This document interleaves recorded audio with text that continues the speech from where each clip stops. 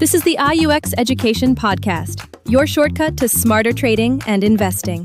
Where complex markets become simple. Let's dive in. Welcome to the Deep Dive. This is the IUX Podcast, and we're brought to you by IUX Education, part of the IUX trading platform. Today, we're getting into something I bet a lot of you have grappled with. Why do we make our absolute worst trades right after taking a loss? You know the feeling, right? Just took a hit, trade went south, maybe totally unexpected, and bam, something just shifts inside. That immediate, almost magnetic pull to win the money back. Right now. It's a familiar sting, isn't it? But this isn't just, bad luck or messing up a strategy. There are these unseen forces deep inside us that can kind of hijack our rational thinking. Okay, let's unpack this, because we need to go beyond feeling frustrated and really get the why, and crucially, the how to fix it. We want to help you break that cycle. That's exactly right. Look, every trader, I don't care if you're a pro with decades of experience or just starting, that gut punch of a loss. But what's fascinating here is what's really going on underneath the surface.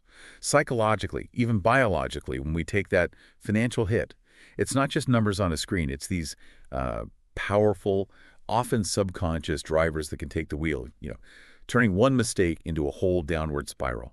So our mission today is to really pull back the curtain on that stuff and, more importantly, give you some solid practical strategies, ways to get back in control, turn those losses into actual lessons, and, get back to trading smart. Okay, so let's start right there. That immediate reaction, a trade goes bad. What are those first, almost primal feelings or urges that just flood your mind? Feels like you have to fix it instantly, right? Yeah, you nailed it. That's the core of the first big psychological trap. We call it revenge trading. And it's not a strategy, not at all. It's pure emotion, a gut reaction. It's that desperate, burning need to make back what you just lost, and fast. What's really tricky is that trying to get control this way, it actually pushes your brain into a state where it's less able to think straight. It's kind of a self-fulfilling mess. Research backs this up too. Traders deep in revenge mode, they're way more likely to blow past their stop losses soon after, or suddenly jack up their position size way beyond their risk plan. It basically means your trading plan, the one you carefully built, tossed right out the window. You ditch your rules, jump into maybe low probability trades you normally skip, all because your ego feels bruised. You're not trading the market anymore. You're basically picking a fight with it. So it's kind of like losing a chess game, getting mad, demanding an immediate rematch, but instead of thinking, you just start flinging pieces around wildly, hoping for a lucky break. Sounds like we're fighting our own pride more than anything else. Exactly. It's totally reactive, not proactive. And this often works hand to glove with another really sneaky trap. Confirmation bias? Right, confirmation bias. We kind of know what that is, our brain looking for stuff it already agrees with. But after a loss, man, it feels like it goes into overdrive, doesn't it?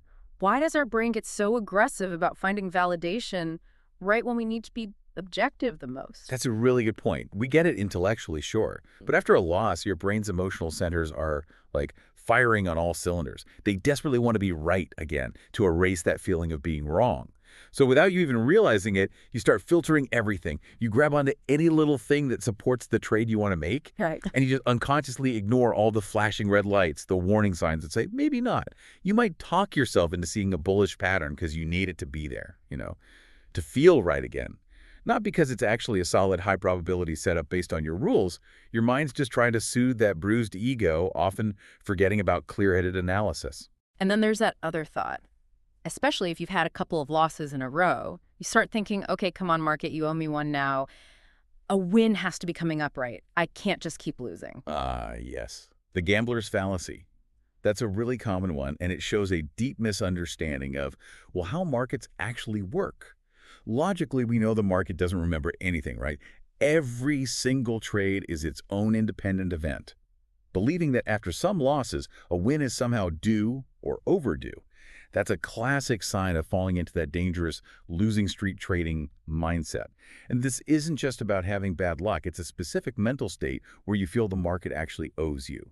And that leads to decisions based on desperation, not good analysis. If we connect this to the bigger picture, this idea that a win is due, it just blinds you. Past trades don't change the odds for the next one. It's a bias that can lead to, frankly, even bigger mistakes because you're seeing patterns that aren't really there. Wow. Okay, so our brains are literally setting us up, playing tricks on us to make bad calls. But it's even deeper than just thoughts, isn't it? These mental pressures, they actually trigger real physical changes in our bodies, changes that make decision-making even harder. What's going on inside when we feel that, like, intense frustration or anger after losing? It's pretty amazing, actually, how tightly linked our minds and bodies are, especially when money, or the fear of losing it, is involved. Biologically, what happens is your body sees that financial loss as a threat, like a real physical danger almost, and that immediately kicks off your fight or flight response, which means a rapid flood of a powerful stress hormone. Cortisol.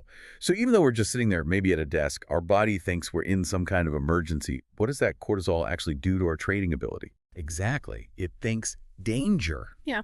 And we know scientifically, high cortisol levels significantly mess with the function of your prefrontal cortex. Think of the prefrontal cortex as like the CEO of your brain, your executive control center. It handles the complex stuff. Decision-making, long-term planning, impulse control, rational thinking, basically everything you need to trade well. When cortisol floods the system, it's like the CEO just walked out, slammed the door, and left the emotional, kind of primal parts of the brain in charge. So the very part of your brain you need most for disciplined strategic trading, it essentially goes offline, or at least gets seriously hampered, when you're stressed from a loss. You are quite literally not thinking straight. Man, that mind-body connection is wild. So it's not just feeling stress. Our brain chemistry is actually changing in that moment, making good decisions almost physically impossible. And what about the emotional roller coaster? That high from a win, the deep low from a loss. What's the chemistry there? Right, that's where dopamine fits in. Our brain's reward system, it gives us a nice hit of the dopamine, the feel-good chemical when we win a trade. It reinforces that action, basically saying, yes, do that again. But when you lose, that dopamine level tanks. It drops significantly. And your brain, it craves it.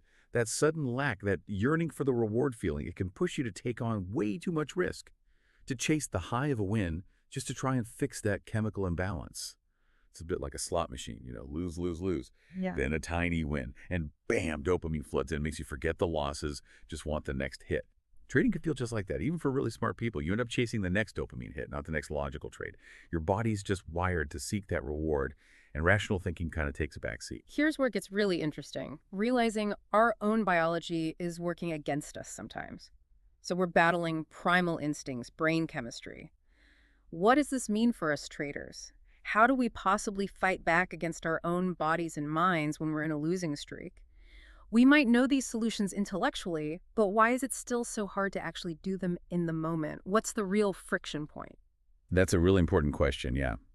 It can feel like pushing a rock uphill, definitely. But the good news is you absolutely can regain control. The key is having a plan ready before you need it, an emergency plan specifically for losing streak trading. You don't figure this out when you're already sinking in emotional quicksand, right? You prepare it beforehand, like a fire drill, the friction point.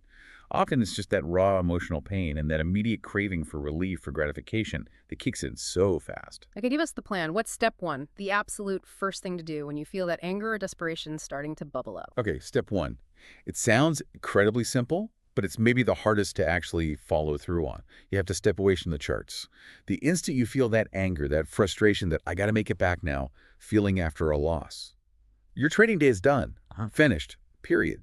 This needs to be like a pre-committed rule. Feel those emotions. Your next move isn't finding another setup. It's standing up, walking away from the screen. Go do something totally different. Take a walk, blast some music, read something unrelated, anything. This lets those cortisol levels drop back down. It lets your rational brain, your prefrontal cortex, come back online. Give it a chance to reboot, essentially. The discipline to take that physical break. Honestly, sometimes that's harder than placing the trade itself, but it's non-negotiable. That makes total sense. Get out of the heat, let your brain chemistry reset. Okay, so after the break, when you do come back, what's next? Step 2, shrink your size way down. After a loss, especially a few of them, your confidence is going to be shaky. That's just natural. The best way to rebuild it isn't aiming for a massive win to erase everything. No, it's trading with a significantly smaller position size when you return. And shrinking your size, it's not just about risking less cash. It's about reducing the emotional weight of each trade. This dials down the emotional impact, lets you focus purely on executing your strategy correctly. Like practice reps. Focus on the process, not the dollar amount. It's about getting back to basics, proving to yourself you could follow the plan, rebuilding that discipline muscle, not just chasing the P&L. Smart. Takes the pressure off the outcome right away. Okay, and then how do you actually learn from the mistakes without just beating yourself up or getting stuck blaming things? Right, that's step 3. Become a detective.